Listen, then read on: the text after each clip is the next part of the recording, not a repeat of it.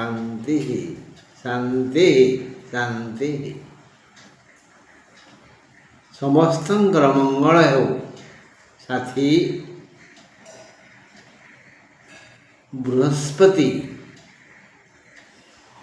धनु राशि रे केते सुख केते दुख वितरण करिवे आसंतु शुणिबा। 18-10-25 तारीख शनिवार राति 7:47 रे मिथुन रु बृहस्पति कर्कट को जीवे।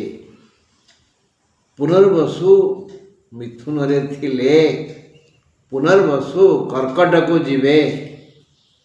तेणु 27 नक्षत्र को से स्वतंत्र स्वतंत्र भाग्य प्रदान करिवे। से देवगुरु। तेणु धनु राशि तांकर निज घर हेले भी से कर्कट रु धनु को देखिवे। धनु को लग्न नहीं जदि हिसाब करिबा ताहले कर्कट हेबो 8 अर्थात अष्टम बृहस्पति। धनुर अष्टम बृहस्पति। अष्टम बृहस्पति आदौ शुभ नहंती। पारिवारिक कलह शारीरिक जंत्रणा मानसिक अशांति भली अशुभ फल देई थांती अष्टम बृहस्पति। हेले धनु राशि 3 नक्षत्र से माने कौन समस्ते यही कुफल भोगिबे ना। समस्तंकर भाग्य स्वतंत्र। मूलाधन 19-9 ये मूलाधनु राशि को व्यक्ति मानू बृहस्पति विपुल लक्ष्मी देवे परम शांति देवे धर्म दिगरे मन नेबे अर्थात सम्मान सहित मूला धनुर लोके धन रोजगार करिवे। समस्त समस्यार समाधान हो। शारीरिक जंत्रणा जहाँ सेमाने समस्ते भोग करुछंती ताहा अवश्य लाघव हेब। शांति लाभ करिवे।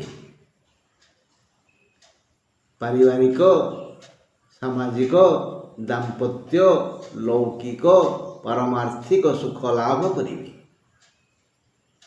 किंतु पूर्वाषाढ़ा धनु बोले 20 सेते सुख आउ शांति पाइबेनी। तांको पाई अशांतर झड़ बहिब।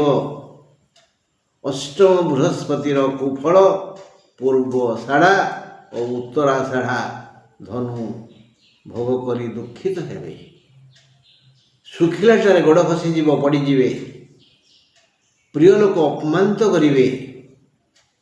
अर्थ समस्या भारी बाधिब। धनुराशि केवल मूला नक्षत्र परम सुख और शांति पाइबे। बाकी पूर्वाषाढ़ा और उत्तराषाढ़ा नक्षत्र द्वयों को बृहस्पति करुणा रही।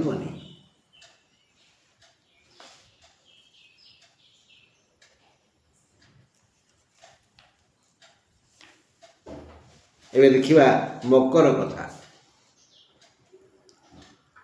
से भली जदि मकर को लग्न नहीं आमे फेरिबा कर्कट को ताहले संख्या हब 7 अर्थात मकर पाई सप्तम बृहस्पति। सप्तम बृहस्पति अति करुणाशील। से राशि प्रति अनुकूल मनोभाव पोषण करथांती। ଯଥେଷ୍ଟ ବେଶୀ ଧନ ଦେଇଥାନ୍ତି। ଧନ ସବୁ ସୁଖର ମୂଳ। ତେଣୁ ମକର ରାଶିର ଲୋକେ ସୁଖ ଓ ଧନ ଉଭୟ ଲାଭ କରିବେ। ଧନ ପାଖକୁ ଆସିଲେ କ'ଣ ହଜିଯାଏ? ଶାନ୍ତି ଆଉ ଧର୍ମ। ଧର୍ମ ଆଉ ଶାନ୍ତି ଏ ଦୁଇଟା ମକର ରାଶିଙ୍କ ଚିତ୍ତ ଚେତନାରୁ ହଜିଯିବ। ତେଣୁ ସେ ଖାଲି ସୁଖ ଲୋଭରେ ଧନ ପଛରେ ଦୌଡ଼ିବେ। ଦେଖିବା କ'ଣ ଆଲୋଚନା କରାହେଇଛି।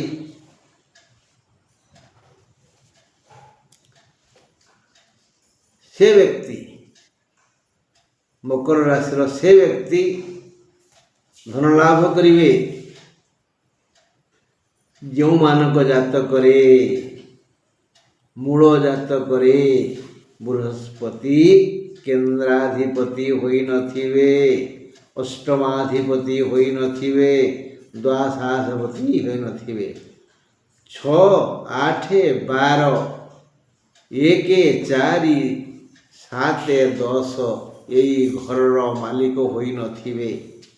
ଅର୍ଥାତ୍ ବୃହସ୍ପତିଙ୍କୁ ବୁଧ କି ରାହୁ ଦେଖୁନଥିବେ, ବୃହସ୍ପତି ବୁଧ ସାଙ୍ଗରେ କି ରାହୁ ସାଙ୍ଗରେ ନଥିବେ, ସ୍ୱାଧୀନ ଥିବେ।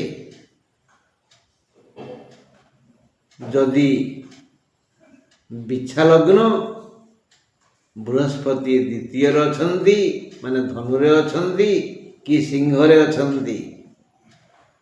ଯଦି କୁମ୍ଭ ଲଗ୍ନ ବୃହସ୍ପତି ମୀନରେ ଅଛନ୍ତି ବା ବିଛରେ ଅଛନ୍ତି, ତେବେ ଏଇ ବ୍ୟକ୍ତିମାନେ ବିପୁଳ ଧନ ଲାଭ କରିବେ।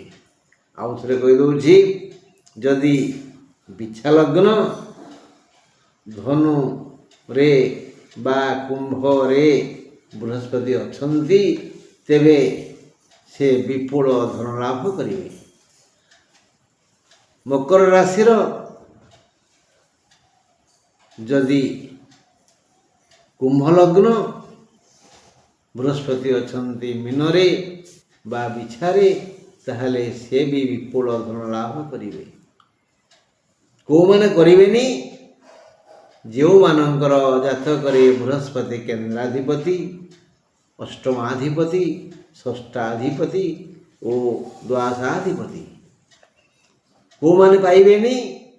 ଯେଉଁମାନଙ୍କ ସହ ବୃହସ୍ପତି ଓ ରାହୁ ଥିବେ, ବୃହସ୍ପତି ଓ ବୁଧ ଥିବେ, ବୃହସ୍ପତିଙ୍କୁ ରାହୁ ବା ବୁଧ ଦେଖୁଥିବେ ଆଉ କେନ୍ଦ୍ରାଧିପତି ହୋଇଥିବେ ବୃହସ୍ପତି, ସେମାନଙ୍କୁ ଏ ଆର୍ଥିକ ସୁଖ ମିଳିବ ନାହିଁ।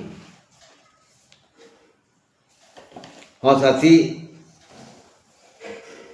ଆଗେ ଦେଖିବା ଉତ୍ତରାଷାଢ଼ା ମକର କଥା, ମାନେ 21-10 କଥା। 21-10 ମାନେ ଉତ୍ତରାଷାଢ଼ା ମକରକୁ ସପ୍ତମ ବୃହସ୍ପତି ଦତ୍ତ ସମସ୍ତ ସୁଫଳ ମିଳିବ।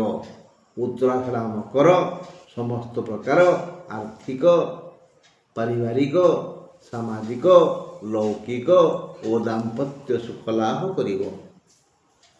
ସେମାନେ ଅର୍ଜିତ ଅର୍ଥକୁ ସଞ୍ଚୟ କରିବେ, ଅଧିକ ହେବ ନା, ବା ସେଥିରେ କିଛି ସୁନା ବା ଭୂମି କିଣିବେ।